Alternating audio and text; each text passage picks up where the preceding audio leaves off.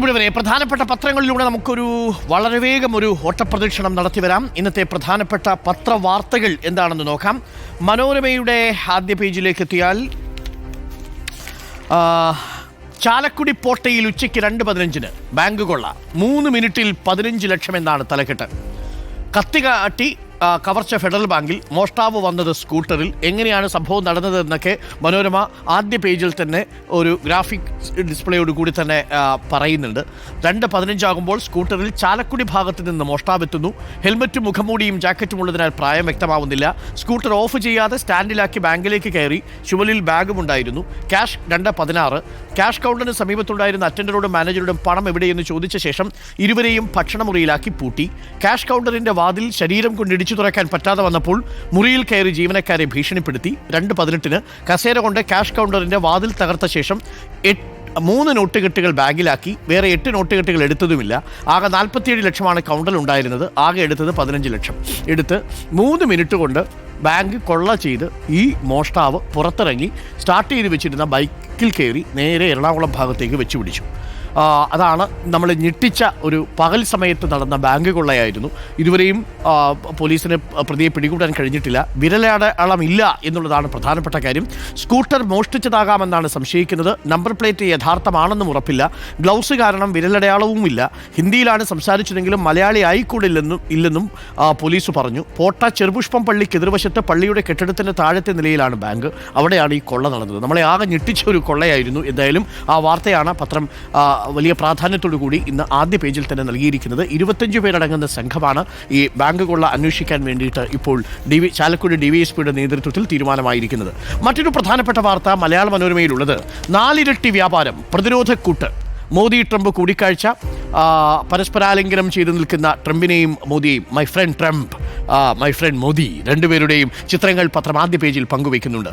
F-35 യുദ്ധവിമാനം വാഗ്ദാനം ചെയ്തിരിക്കുകയാണ് Trump. എണ്ണ പ്രകൃതിവാതക ഇറക്കുമതി കൂട്ടും. US ഇന്ത്യ വാർഷിക വ്യാപാരം 4 മടങ്ങ് കൂട്ടി. 2030 $50,000 കോടി ആക്കാനും 10 കൊല്ലത്തേക്ക് പ്രതിരോധ സഹകരണ കരാറിൽ ഒപ്പിടാനും ധാരണ. ഇന്ത്യയിലേക്ക് കൂടുതൽ എണ്ണ പ്രകൃതിവാതക ഇറക്കുമതിക്കും പ്രധാനമന്ത്രി നരേന്ദ്രമോദിയുടെ US സന്ദർശന വേളയിൽ തീരുമാനമായിരിക്കുന്നു. എന്നാൽ അതേസമയം നാടുകടത്തൽ തുടരുന്നു. തഹാവൂർ റാണ, മുംബൈ ഭീകരാക്രമണ കേസിന്റെ പ്രതിയെ ഇന്ത്യക്ക് കൈമാറും എന്ന് ഡൊണാൾഡ് ട്രംപ് പത്രസമ്മേളനത്തിൽ പറയുകയും ചെയ്തു. അനധികൃത കുടിയേറ്റത്തിന് പിടിയിലായ 119 ഇന്ത്യക്കാരുമായി US സൈനിക വിമാനം ഇന്ന് രാത്രി 10 പഞ്ചാബിലെ അമൃത്സറിലെത്തുമെന്നാണ് വിവരം. ഏറ്റവും കൂടുതൽ ആളുകളുള്ളത് പഞ്ചാബിൽ നിന്നാണ്, 67 പേർ. ഹരിയാനയിൽ നിന്ന് 33 പേർ. മറ്റൊരു പ്രധാനപ്പെട്ട വാർത്തയുള്ളത് വയനാട് പുനരധിവാസ പദ്ധതികൾക്ക് കേന്ദ്ര വായ്പ. വലിയ സന്തോഷം വേണ്ട, വായ്പയാണ്. 529.59 കോടിയാണ്. അതും ഓക്കെ, നമുക്ക് 50 വർഷം കൊണ്ട് തിരിച്ചടച്ചാൽ മതി. പക്ഷേ ഒരു പ്രശ്നമുള്ളത്, ഈ 529.50 കോടി ചെലവാക്കാൻ 45 ദിവസമേ ഉള്ളൂ. അതായത് മാർച്ച് 31 മുമ്പ് ഈ പണം ചെലവഴിച്ചിരിക്കണം എന്നാണ്. ഒന്ന് ആലോചിച്ച് നോക്കൂ. കുറച്ച് പണം എടുത്ത് കൈ കൊടുത്ത് 45 ദിവസം കൊണ്ട് ഒരു ടൗൺഷിപ്പിൽ വിവിധ ഹെഡുകളിൽ 16 ഹെഡുകളിലായിട്ട് ആ പദ്ധതി പൂർത്തീകരിച്ചിരിക്കണം എന്ന് പറയുമ്പോൾ സംസ്ഥാന സർക്കാരിൻ്റെ നെഞ്ചെടുപ്പ് എത്ര കൂടും? ഉരുൾപൊട്ടലിൽ തകർന്ന വയനാട് മുണ്ടക്കെ ചുരുൾ മേഖലകളിലെ പുനരധിവാസ ഭാഗമായി 16 അടിസ്ഥാന സൗകര്യ പ്രവൃത്തികൾക്ക് പലിശരഹിത വായ്പയായി 529.50 കോടി രൂപ മാർച്ച് 31 വിനിയോഗിക്കണമെന്ന കർശന വ്യവസ്ഥയുടെ കേന്ദ്ര സർക്കാർ അനുവദിച്ചിരിക്കുന്നു. മന്ത്രിയുടെ പ്രതികരണം: 1.5 മാസം കൊണ്ട് ഇത്രയധികം തുക ചെലവഴിച്ച് വിനിയോഗിച്ച് സർട്ടിഫിക്കറ്റ് നൽകുക ബുദ്ധിമുട്ടാണ്. ഏറെ വൈകിയാണ് തുക അനുവദിച്ചിരിക്കുന്നത് എന്നതാണ്. നമ്മൾ ഗ്രാന്റ് ചോദിച്ചു, വായ്പ തന്നു. അതങ്ങനെയാണല്ലോ എപ്പോഴും. അപ്പോൾ പ്രിയപ്പെട്ട പ്രേക്ഷകരെ, നമുക്ക് മാതൃഭൂമിയിലേക്ക് എത്തിയാൽ മാതൃഭൂമിയിൽ പ്രതിരോധത്തിൽ മോദി ട്രംപ് ചർച്ച എന്ന വാർത്തയാണ് ലീഡാക്കി നൽകിയിരിക്കുന്നത്. മനോരമയിൽ പറഞ്ഞതേ കാര്യങ്ങളൊക്കെ തന്നെ. തീരുവയിൽ ഇന്ത്യക്ക് ഇളവില്ല എന്നുകൂടി പത്രം പറയുന്നുണ്ട്. പ്രധാനമന്ത്രി നരേന്ദ്രമോദിയുമായി ചർച്ച നടത്തുന്നതിന് തൊട്ട് മുമ്പ് തീരുവയിൽ ഇന്ത്യക്ക് ഇളവില്ലെന്ന് ഡൊണാൾഡ് ട്രംപ് പ്രഖ്യാപിച്ചത് ഇന്ത്യയിലെ വ്യാപാര മേഖലയെ ആശങ്കയിലാക്കി.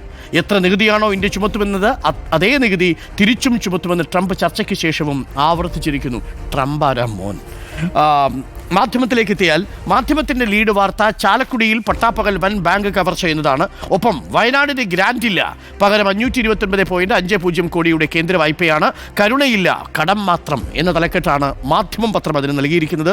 ഇന്ത്യക്ക് F-35 യുദ്ധവിമാനമടക്കം കൈമാറുമെന്നും പ്രതിരോധ മേഖലയിൽ വൻ US ഇന്ത്യ സഹകരണമെന്നുമാണ് പത്രം മോദി ട്രംപ് കൂടിക്കാഴ്ചയെ വിശേഷിപ്പിച്ചിരിക്കുന്നത്.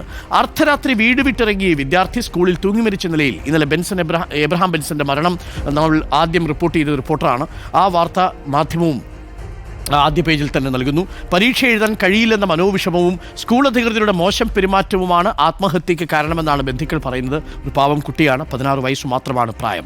119 ഇന്ത്യക്കാരെ കൂടി US നാട് കടത്തുന്നു എന്ന വാർത്ത കൂടി മാധ്യമം ആദ്യ പേജിൽ പങ്കുവയ്ക്കുന്നുണ്ട്. ദേശാഭിമാനിയിലേക്ക് എത്തിയാൽ ദേശാഭിമാനിയുടെ ലീഡ് വാർത്ത തീർച്ചയായിട്ടും ട്രംപും അതേപോലെ 529 കോടിയുടെ വായ്പയും തന്നെയാണ്.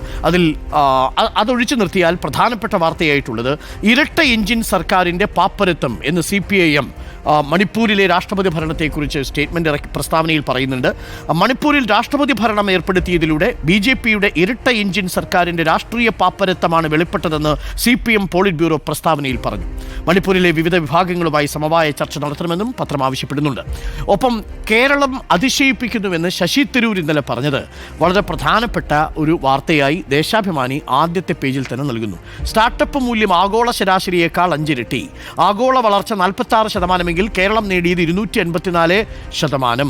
2 മിനിറ്റ് കൊണ്ട് വ്യവസായം തുടങ്ങാനുള്ള സംവിധാനമുണ്ടെന്ന് മന്ത്രി P. രാജീവ് പ്രഖ്യാപിച്ചത് വലിയ നേട്ടം.